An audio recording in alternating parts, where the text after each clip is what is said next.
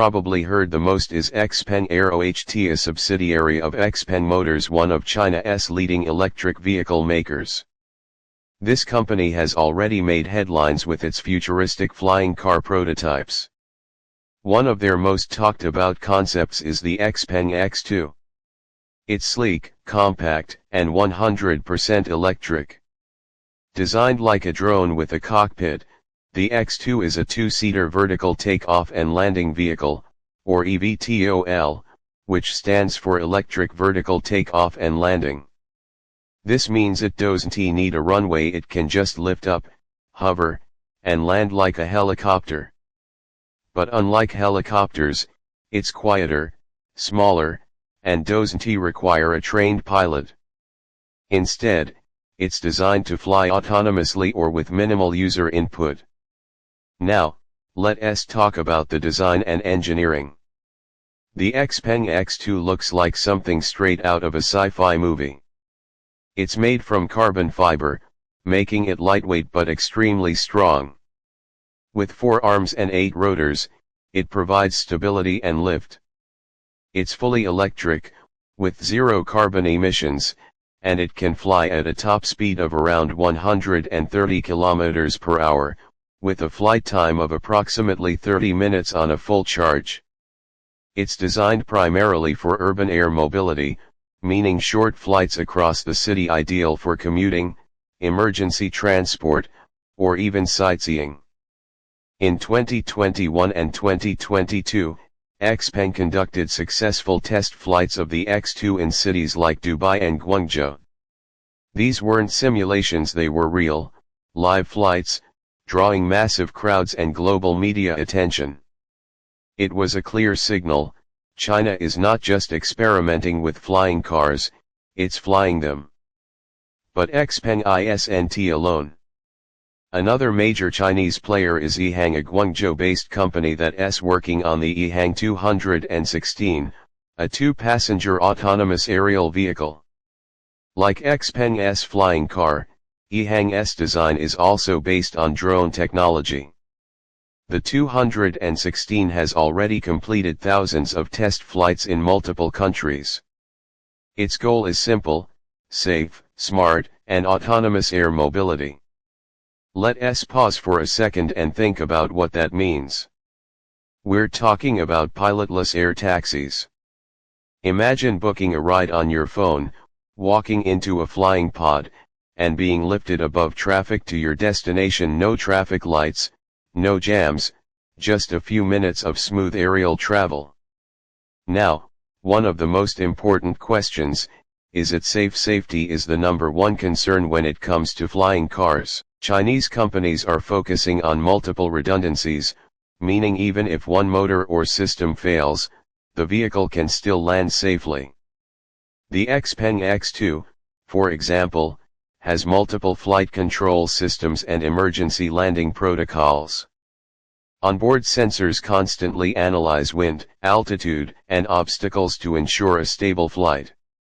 Plus, these flying cars are not designed for high altitudes. They operate within a city's airspace, low enough for safe emergency landings and high enough to avoid most buildings. Next, let's talk about regulations. China's government is known for supporting futuristic technology. Urban air mobility has received strong policy backing from Chinese authorities.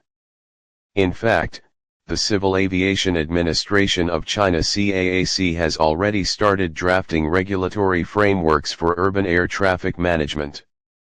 While countries like the US and Germany are also testing air taxis, China's ability to implement infrastructure and regulation fast gives it a big advantage. There's also a military and surveillance angle. Technologies like eVTOLs can be adapted for disaster response, surveillance, and border patrol, making them highly attractive to governments. So the push for flying cars isn't just about consumer convenience, it's also about national capabilities. Now let's explore the challenges. First, infrastructure. You can't just have flying cars without places to take off and land.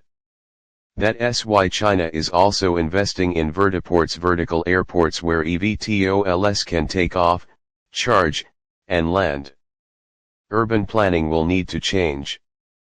Imagine rooftops turned into small helipads or parking structures designed for air vehicles. Second, air traffic management. How do you manage hundreds of flying cars over a city that's where 5G, AI, and IoT come in?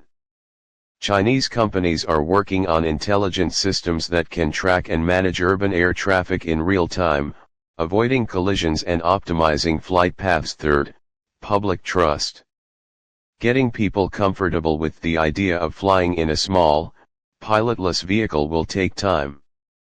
But remember, people were once afraid to fly in airplanes, too.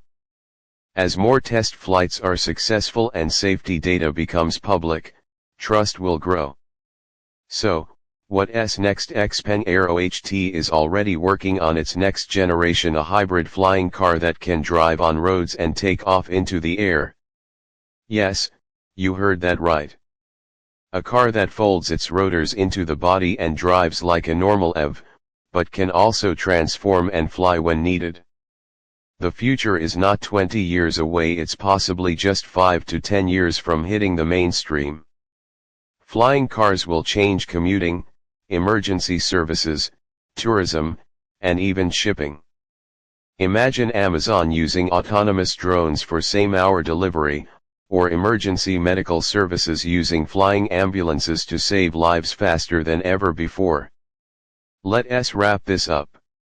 China's flying car industry is real, growing, and rapidly evolving. With major players like XPeng, EHang, and strong government support, China could be the first country to truly integrate flying cars into daily life.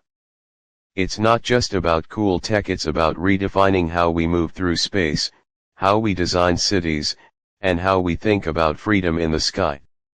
So, what do you think? Would you fly in a Chinese flying car? Let me know in the comments, and don't forget to like and subscribe for more future tech content.